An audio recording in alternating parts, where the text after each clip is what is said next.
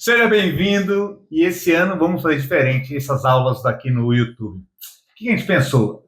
Devem estar cansados de ouvir eu falar sozinho. Então, a partir de hoje, e inaugurando essa nova etapa, iremos fazer umas entrevistas, umas conversas, uns bate-papos com convidados, de preferência nossos empresários, tanto de Brasília como do Brasil, nossos empreendedores, pessoas que façam diferença para as empresas.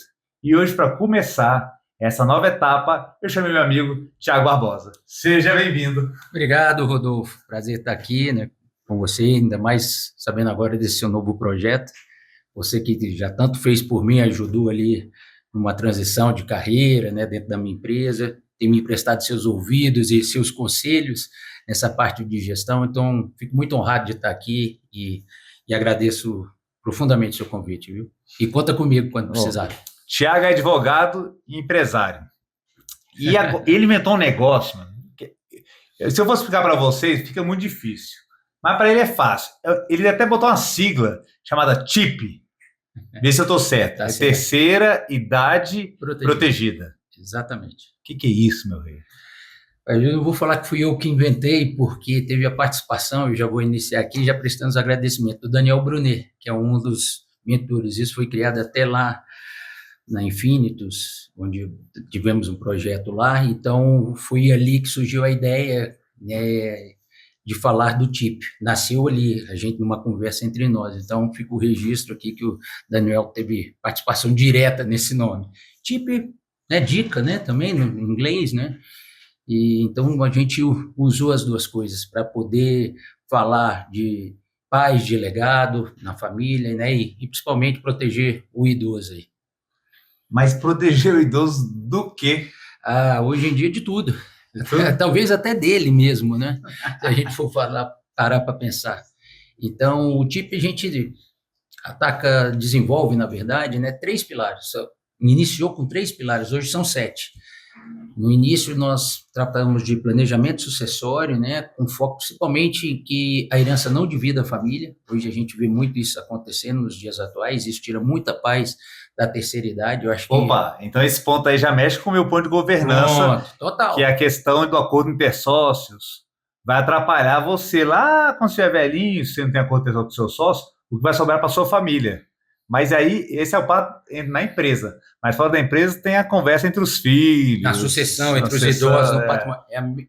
Tá aí, o mesmo conceito. Inclusive, muito que eu peço o conselho é exatamente o que você entende dessa área. E tem muitas empresas familiares onde se discute também a sucessão, né, ali, mas é muito sobre isso. O propósito maior é usar da prevenção, que é um outro pilar, né? Então, os 3 primeiros pilares é o planejamento, a organização documental e de vida, tem muitos documentos que estão imóveis que não estão regularizados, né? Falta um registro. Então, tem uma série a pólice de seguro que você não sabe nem o que tem direito ou não.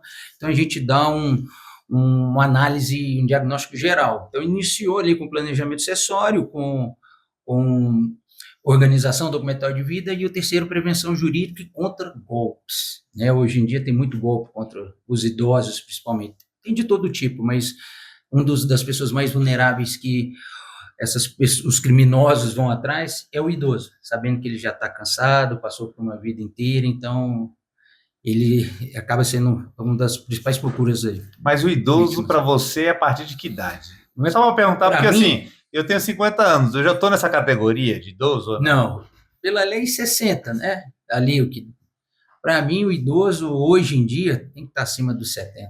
Ele tem que estar ativo pelo menos até ali. Eu gosto muito desse número 7, então, para mim, acho que o idoso, na verdade, é um estado, né, talvez mental, até mais do que isso, que a gente vê pessoas com idades, com imaturidades, vamos colocar assim, mesmo com idades avançadas. Então, tem que alternar as duas coisas, eu acho. Me confundi aqui. Mas são 3 pilares? Agora não. 7. Iniciou com esses 3 pilares e ao longo dos atendimentos, né, que eu fiz no ano passado, que a gente está rodando isso em MVP, eu acho que vocês vão saber explicar isso melhor. Aí. MVP é protótipo, tá? Fazer um protótipo, fazer um teste, como é que funciona, tal. Isso é MVP. Pronto. Então, a gente rodou um pouco ano passado isso, e no decorrer dos atendimentos com alguns clientes, eu percebi que eu precisava somar mais algumas coisas. Uma delas aí veio o quarto, é a saúde mental. Tem hoje um instituto, uma ferramenta do direito acessório, que é o testamento vital, que não trata da parte material. Porque muitas vezes a pessoa, quando ouve falar de planejamento sucessório, e o idoso em si, ele está muito preocupado com a questão patrimonial. Mas o nosso foco é também preocupar com a saúde dele, física, né, mental, né, espiritual, e principalmente para ele deixar um legado, né, porque não vai levar nada disso para cá, mas ele pode deixar ali um legado de paz para a família. Então, o foco é esse, a gente trabalha. Então, o quarto que eu inseri foi a saúde mental deles também, porque hoje no testamento vital a gente pode falar de tratamento de saúde, onde quer, onde pode ser o enterro, velório, essas coisas, ele decidir, deixar algumas diretrizes sobre essa questão, em caso de incapacidade, quem cuida dele. Por exemplo, se ele estiver doente no hospital e tiver que decidir se vai ressuscitar ou deixa... É isso? Isso também. Também é uma das coisas. Se eu quero ser cremado, eu não quero ser cremado. Perfeito. É tudo que foi imaterial. Se eu quero ir com o jazido da minha mãe, não do meu pai, é isso tudo. Essa é uma discussão recente que eu tive na minha família. Eu perguntei, pai, eu não sei onde se aconteceu alguma coisa. E comigo também, porque a gente acha... Às vezes eu vou falar aqui de idoso e de planejamento acessório, mas planejamento acessório não tem a ver com idade. Tem a ver com você quiser deixar ali alguma diretriz, alguma orientação, em vida ainda, porque senão vai ficar o achismo depois, né, que a pessoa falece sem nenhum tipo de orientação. Então, eu mesmo com 47 anos, eu estou fazendo um testamento no qual um dos imóveis que eu tenho, que é uma clínica, meu filho só possa vender, se acontecer alguma coisa comigo, ele hoje tem 14 anos, ele só possa vender com 30 anos, que está alugado. Porque 30 anos, na minha concepção, já que é um patrimônio que é meu, e mediante ainda certificação de curso de educação financeira. Por que isso? Porque foi uma debilidade minha, que eu tive que aprender. Então, eu vejo que com 14, 16 anos, por mais que ele tenha uma mãe, ele não tem a maturidade ainda suficiente, não passou por muitos problemas na vida, de modo que ele vai administrar isso bem, com mais maturidade. Então, eu exijo. Então, você coloca aquilo que faz sentido. Mesmo após, caso eu não esteja mais aqui presente, aquela orientação, eu permaneço vivo, porque eu deixei isso como sendo um legado para ele de precaução, de mais responsabilidade, pelo menos com diz respeito ao meu patrimônio. Com o dele, ele vai poder fazer o que quiser, mas o meu que eu vou deixar, aí sim, eu coloco ainda ensinamentos mesmo depois que eu já não estiver aqui. Eu vejo muito problema com o idoso, é o seguinte, os filhos esperando os pais morrer para pegar o que é dos pais. Falando, não, essa casa é minha. Tipo assim, como se ele tivesse... Eu já falei para minhas filhas, os 3 lá de casa, o dinheiro é nosso, meu e da minha esposa. Se a gente quiser torrar, a gente vai torrar. Se a gente quiser viajar, vai viajar. A gente está dando educação exatamente para eles crescerem, se formarem e ter capacidade de serem melhores que a gente até. Mas eles não podem ficar esperando eu morrer para poder ter alguma coisa, que isso não faz sentido nenhum para mim. Mas eu vejo gente esperando os pais morrerem para ter alguma coisa. Só vou ter uma patente quando vai morrer. Pô, vamos batalhar, vamos financiar, vamos pagar as contas. Eu acho que isso tudo é conversa. De toda forma, você vai querer deixar alguma coisa. Você vai não, querer. Eu, como pai, é lógico. A gente vai deixar. Mas eu não pode dar a expectativa que eu vou deixar. Senão... Perfeito. Esse é o tipo de conversa.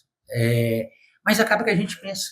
Mauro, eu pensei, meu pai fez um planejamento sucessório agora no final do ano, vendo o esforço, ele entendeu o tipo, ele fez com valores diferentes para cada filho, entendendo o comportamento de cada um, porque para ele isso ia dar paz. Então não precisa ser valores iguais. Não, isso aí a lei já fala. Então, se você quiser fugir do que a legislação fala e seguir o seu coração, o que está dentro de você, aí você precisa do planejamento sucessório, porque a lei já determina essa questão de matemática igual. Mas cada filho é diferente. Eu tenho um caso de cliente que tem um filho, isso é importante registrar, com dependência química. Se a pessoa falece e não tem nenhum regramento, imagina um dependente químico herdado de um dia para o outro, R$1 milhão, R$2 milhões. Isso pode ser até levar ele à morte, pode sustentar o vício por muitos anos. Então, as pessoas não param para analisar isso, né? Refletir sobre isso. O melhor termo é reflexão. Então, por isso que o planejamento sucessório ele é muito individual, muito subjetivo. A gente precisa traçar ali os perfis de cada um dos filhos. Tem um que é gastador. Então, você tem que fazer mais ou menos o que eu fiz. Você não vai vender, você vai ficar só com aluguel. Você não vai meter a mão em 2 milhões. Você vai receber 10 mil até eu fazer um curso de educação financeira, ter mais idade. Então, essa é a reflexão que a gente tenta levar dentro do terceira idade protegida. Não é muito a questão jurídica. A parte jurídica, ela não é o nosso maior foco, porque a lei está ali clara, tem lá os percentuais, o que é imposto, tem aquela coisa toda jurídica, termos. Eu não venho aqui falar de lei, ficar citando isso, mas vim falar dessa parte principal. O que realmente vai te trazer paz e paz para a sua família? O ponto de partida é essa pergunta. Agora, uma vez você conversou comigo, falou que o principal mesmo, quando a pessoa chega perto de você, o idoso, ele tá mais dependente emocional do que querendo esse negócio de dividir. Ele tem um negócio que às vezes não está resolvido emocionalmente com a família. É a falta de confiança também nos filhos, entendeu? Tem pai e mãe que às vezes a forma dele deixar os filhos próximos é ter a dependência até financeira. Você está entendendo? E hoje em dia a gente vê muito isso, filhos adultos, um pai ajudando ali financeiramente. 50 anos morando dentro da casa do pai. Pois é, eu falo, e eu fiz isso. Eu me coloco como uma dessas pessoas, não tenho vergonha de falar, durante um período da minha vida, depois dos 40, depois que eu separei, passei por um momento que eu tive que voltar para casa dos meus pais, após os 40. Então, assim, isso é uma coisa que ele recebeu de braços abertos, mas acaba que é uma dependência. E eu fui criado com essa dependência emocional também de uma família protetiva, goiano, mineira ali, que cria e tudo mais. Isso traz benefícios e traz prejuízos, então você tem que equilibrar, né? O benefício é estar junto, ótimo, tá ali, o pai gosta de ver isso, mas tem alguns prejuízos que eu acho que cada qual faz a sua reflexão e segue a vida. Então, a dependência emocional de um pai que tem um filho que, por exemplo, que tem a dependência química, e muito grande, ele fica sem saber, sem rumo. Como é que eu faço isso de modo que eu não sustente o vício dele? Então, muitas vezes as perguntas são erradas, as que fazem dentro de um planejamento sucessório. Ela tem que ser peculiar. O que você acha que esse seu filho seria melhor? E a gente cria em cima disso. Você está entendendo? Legal. A dependência emocional vai haver. Não tem como não haver. Quem é pai e mãe vai se proteger, é instintivo. Não tem eu como. achei interessante, você falou que os idosos chegam até a chorar para conversar sobre esse assunto. Porque às vezes não tem com quem conversar sobre isso. Porque quando você vai falar de herança, todo mundo já pensa em dinheiro, exatamente isso. Exatamente. E às vezes o idoso quer só conversar com o filho e não tem coragem de conversar com o filho porque tem o dinheiro envolvido nessa história. E não é só o dinheiro, tem um de, oi pai, você tá bem? Oi filho, você tá bem? Se fosse o filho, um só, seria mais fácil. O problema é que às vezes são mais do que um. E aí a conversa que vale para um, talvez não vale para o outro. E aí ele quer tratar todo mundo igual, sendo que são diferentes. Então a legislação fala isso. E não é para ser assim. Por isso que é muito importante, muitas vezes, ter alguém de fora. Porque eu estou, por exemplo, como profissional, e eu converso também com os filhos, se for necessário, é bom estar alguém que não tem um trauma, alguma coisa ali na infância, alguma coisa de briga, disputa, alguma coisa. Então, eu não tenho a dependência emocional que familiares têm. Então, muitas vezes, o que eu vejo, o que atrapalha o idoso a fazer o planejamento é saber que vai ter briga, se ele beneficiar um ou outro. Minha mãe diz que eu perguntei, mãe, você ama qual? Somos 4, né? Você ama quem mais você ama ela? Não, eu amo todos, só que são amores diferentes e momentos diferentes.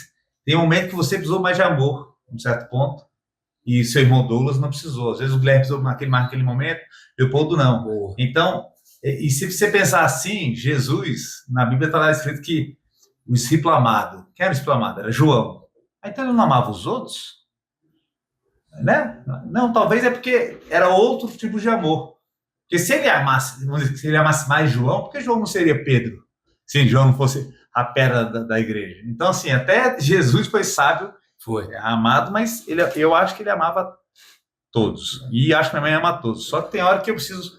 Quando eu me separei a primeira vez, só me separei uma vez, né? Quando me separei uma vez, eu precisei mais de colo. Quando meu irmão, o Douglas, foi o último a sair de casa, saiu já mais velho. Ele precisou amadurecer um pouco mais, então talvez ele como ele estava mais próximo, ele está mais perto. O Guilherme, minha mãe conversa mais com o Guilherme, que é outro. Então, cada um tem um amor diferente. Você me deu até uma ideia aqui, viu, que eu anotei. O amor, ele é circunstancial, a demonstração dele. A demonstração. Vamos colocar isso. Eu anotei exatamente essa palavra demonstração. Isso gera ciúme. Se não for conversado e a pessoa não tiver a empatia de entender que Pô, ela demonstrou naquele período porque meu irmão estava mais carente. O problema é quando a disputa. O pessoal fala que minha mãe me ama, eu sou o preferido da minha mãe. Mas não sou, é só porque minha mãe pede para arrumar coisa. Eu sou o cara, marido de aluguel, faz tudo. Então, ela me chama o tempo todo, é por isso que eu tô lá. Mas ela conversa muito mais com o Guilherme, que eu sei, que comigo. Que o Guilherme mora mais longe, então ela conversa horas com o Guilherme. E o Guilherme gosta de conversar. E eu não sou muito da conversa. É o de desabafar, é onde ela mostra fragilidade. Isso. Então, eu acho assim, eu não sou o preferido. Só porque ela me chama para fazer as coisas. Você é o preferido para arrumar as coisas. Outro é para ouvir. Se for de computador, ela não me chama, já é o Douglas. Tudo tem no computador, internet, banco é Douglas. Então, não, banco é o Leopoldo. Leopoldo é o cara do banco. Então, filhos são diferentes. E têm necessidades e habilidades diferentes. Então, assim, cada qual, como você falou, os filhos têm que buscar o seu patrimônio, não depender da herança. É sobre isso. Mas o principal é passar os princípios e valores. Isso é o legado. O legado é a parte material, que isso é o que importa para você e é o foco nosso. Né? Imaterial. Né? A parte material é a herança ali, no que diz respeito à terminologia jurídica. Tem também lá legado, mas não vou entrar nessa parte. Mas, enfim, a herança como sendo patrimonial e o legado imaterial, vamos colocar assim, você tem que ver qual que você quer focar. Por exemplo, você conhece, você trata muito de hold. Eu vou dizer uma coisa aqui que está indo contra o mercado, tá? Eu sou a favor de hold com muitas ressalvas.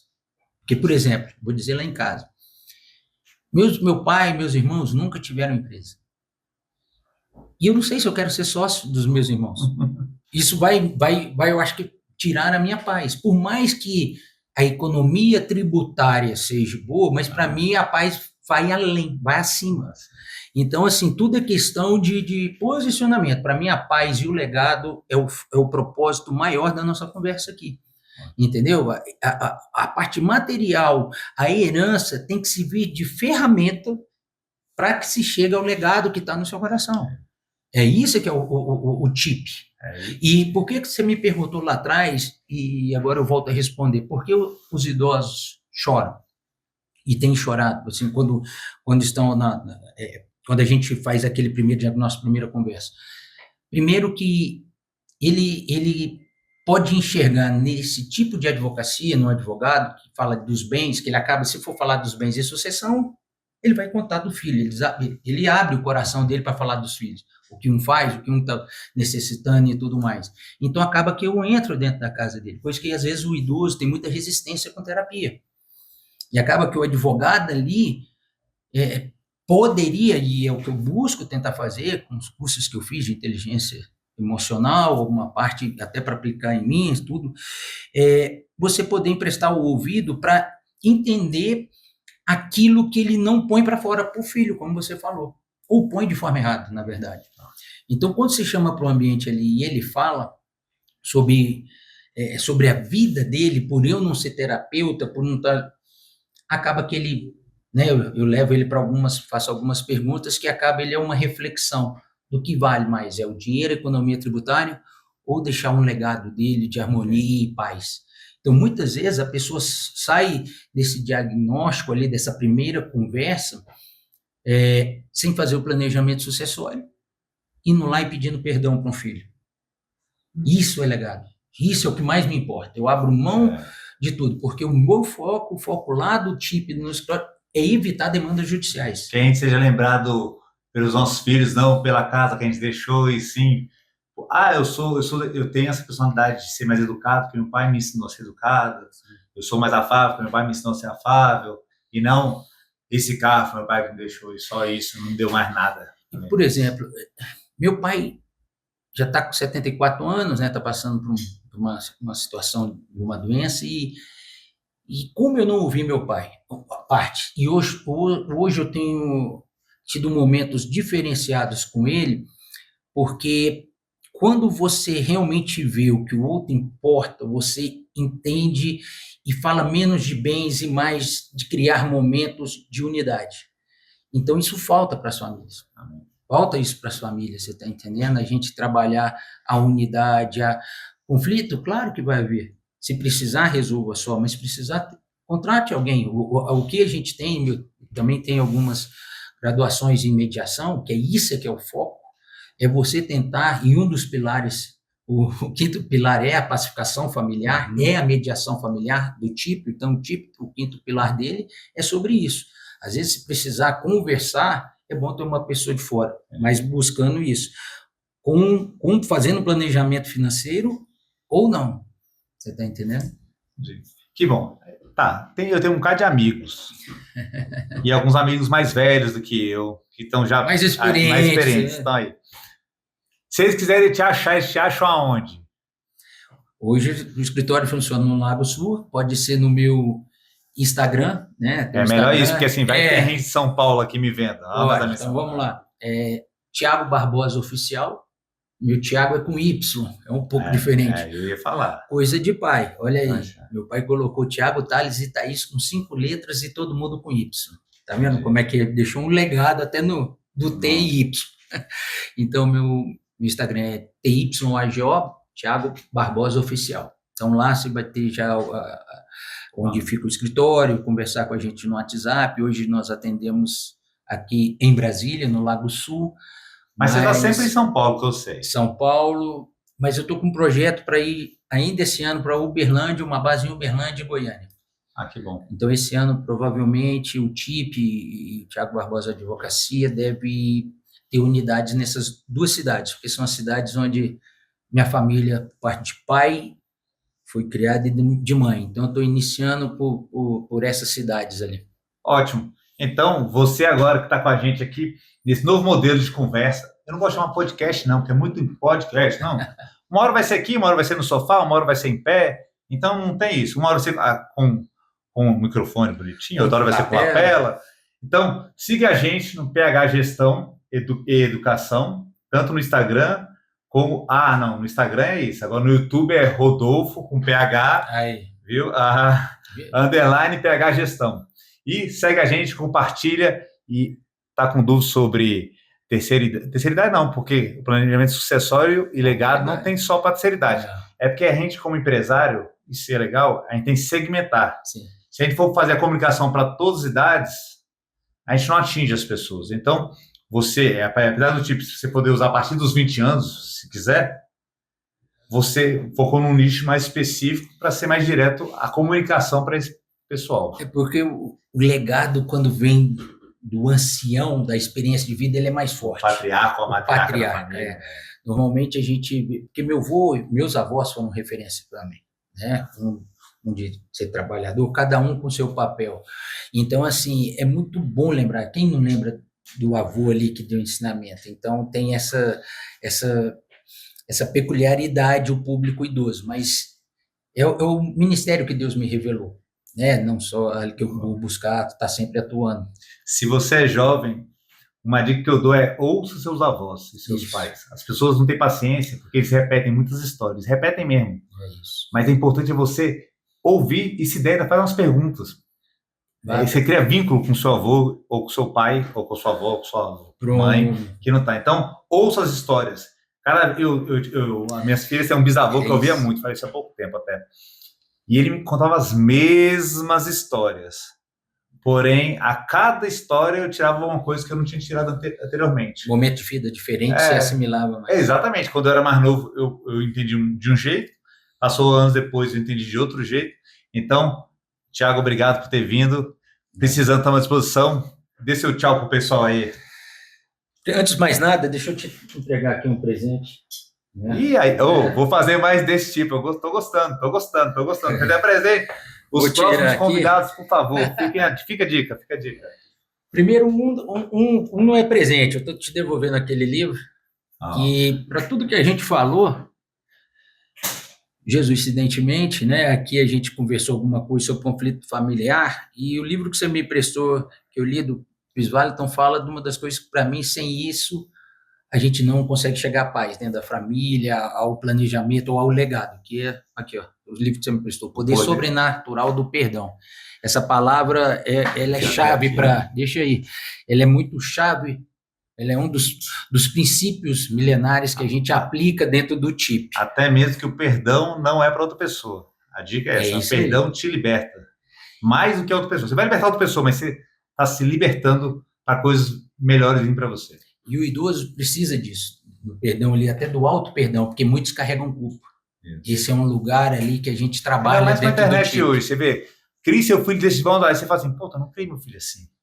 Crie seu filho, 5 dicas para não bater no seu filho, ou 5 dicas para começar, e você, pô, você uma hora bati no meu filho, aí você fica assim, eu fui um pai merda, desculpa a palavra. Então, se a gente não se perdoar porque foi o melhor que a gente teve, o melhor que a gente pôde dar, o que a gente conhecia, a gente não vai para frente. Exatamente. O problema é que a internet compara por mim. E o presente mesmo você não pôde ir na caminhada aqui, ó. Esse é outro projeto dele, tá? Que é Passe pela Paz. Estou deixando aqui a camisa do movimento, porque esse também é o foco do TIP e é o foco da minha vida, né? Buscar ser um pacificador e tudo mais. Isso, pô. E o ano que vem, esse ano você vai, né? Passado você não foi. Não, já marca logo, porque meu calendário 2026, para quem não sabe, já está pronto. Pronto, ele é organizado. Todas as minhas viagens estão marcadas, tem um calendário bonitinho aqui no escritório, todo mundo sabe para onde eu vou, onde eu estou, reuniões, os conselhos que eu participo e tudo. Então, isso é o que você precisa mais me ensinar, que a gente já conversou sobre isso. Tem a data, acho que vai ser em julho, vou te falar depois, ali ainda estamos decidindo. Mas é isso, nessa questão de ser um pacificador e falando de paz, eu deixo uma mensagem, porque esse projeto é para evitar o que a gente vê, o desgaste que o judiciário tem feito. Não preciso falar de judiciário, não vou falar como ele tem sido, acho que e eu vejo dessa forma como um atraso da paz, de vida, porque você perpetua o conflito ali. Então, uma das nossas missões é evitar que o processo chegue ao judiciário, porque a gente já sabe como é que ele pode hoje estar sendo conduzido. Então, busque sempre essa questão da mediação. Minha missão de vida é evitar isso, e eu vou fazer o máximo enquanto eu estiver aqui nesse plano na Terra, honrar Deus para poder trazer paz e evitar os conflitos judiciais. Valeu, meu caro. Obrigado. Obrigado. Siga, compartilhe, dê joinha e vamos nessa. Até a próxima. Valeu, meu cara. Tamo junto.